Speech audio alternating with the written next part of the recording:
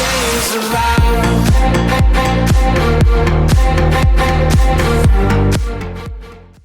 3, 2, 1, go. Hello and welcome to the Tottenham America channel. Today we will be reacting to Croatia's victory over Japan as we saw the first penalty shootout in the knockout rounds of this World Cup go the way of the European country. After the game was tied 1-1 after extra time, we went to penalties where Croatia got the better of Japan and knocked a very good-looking Japanese side out of the competition. But we'll start in the 43rd minute where Japan took the lead. Doan put in a cross off of a short corner. Yoshida won the initial header and sent it down into the box. And Daisen Maeda reacted quickest and put it back into the back of the net past Livakovic and gave Japan the lead. Then, in the 55th minute, only 10 minutes after the break, Ivan Perisic, the Spurs man, equalizes for Croatia. It's a brilliant cross from Lovren, maybe about 30 yards out on the right side of the pitch. And it's a somewhat low cross, which favors Ivan Perisic, who powers a header home. A thumping header from him with lots of power on it. And he gets Croatia level, and after full time, it's still 1-1, so they go to extra time. And then that means that this game did have to go on to penalties. The first penalty shootout we have seen in this tournament so far. And Japan came to take the first penalty. It was Minamino who missed the first penalty. Followed by the second penalty, the first Croatia penalty. Nikola Vlasic fired home for Croatia. So Croatia did have a 1-0 lead. Then Mitoma also missed from the spot for Japan. So Croatia have the advantage here, and Marcelo Brozovic then scored their next one. So Croatia, looking very confident, had a 2-0 lead in the shootout. Then Asano scored to give Japan some hope, and they were still down 1-2 in the penalty shootout. And then Marco Livaya missed for Croatia, so that gives Japan some hope. If they score the next one, they can get back on level terms. But then Maya Yoshida does miss for Japan, and Mario Pasalic scores next, which gives Croatia the win and makes them advance to the quarterfinals against Brazil. This was definitely one of the closest games we've seen so far. Unbelievably close. Croatia and Japan went at each other. Japan took the lead early on, but a great header from Ivan Perisic got them level. And really, the whole game was very, very level. Both goalkeepers were making unbelievable amounts of saves, especially Japanese goalkeeper Gonda. He made, I think, 4 or 5 saves. Livakovic made around that same amount. But both teams were so intent on attacking. It was a level game both ways.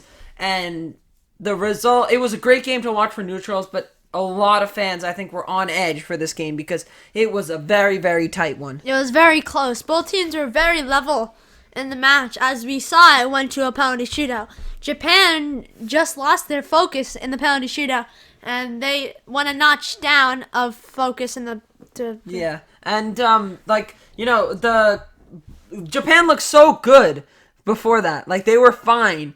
But then, Croatia came out from the break. They looked unbelievable. They looked different level. They were the better team on the pitch. They get the goal.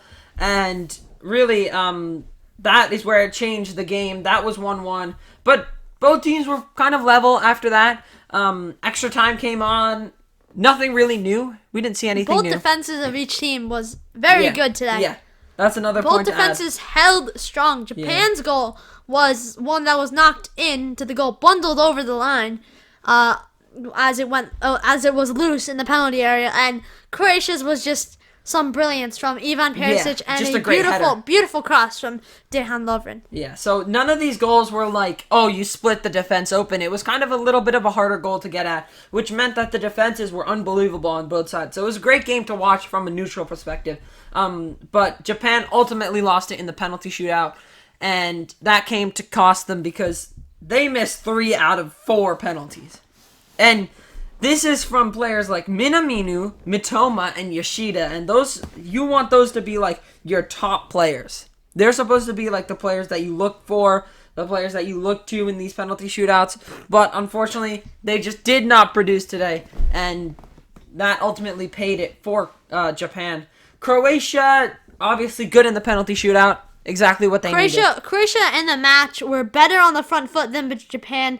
They were creating more chances and had more possession. And, of course, they got a lot more shots away. But both teams did end up having the same amount of shots on target, 4 for each team.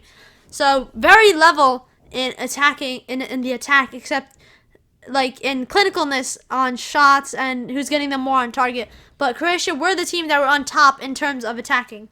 Yeah. So Croatia will go on to face Brazil in their quarterfinal. That is going to be a big game. Brazil were looking out of this world after their win against Korea. They were unbelievable. But I think Croatia, could they stop them? Could Croatia maybe give Brazil a little bit of a challenge? I think they could give them a little bit of a challenge. Not quarterfinals. Finalists of the 2018 FIFA World Cup had a good display in the group stage. They're not the best display, not how they would have liked it, but they did well to get that spot as Morocco went ahead, but they did well to not lose against Belgium in that last match to make sure that they qualified. They would have definitely liked top spot, but they would see this, they got through and they won the round of 16 match. So they would see this as a positive. Now they're going through in the quarterfinal against Brazil. And I think they can definitely pose a challenge to Brazil, but I think Brazil can definitely come up top if they have a good performance against them. Yeah, if they play like they did the first half today against Korea, they'll win, I think. I think Croatia's defense just won't be able to deal with them. And depending on the result between Argentina and Netherlands, we could be in for a big semifinal. Yeah, Croatia don't have many players that are exactly in their prime. They have a lot of youth and a lot of experience. Yeah.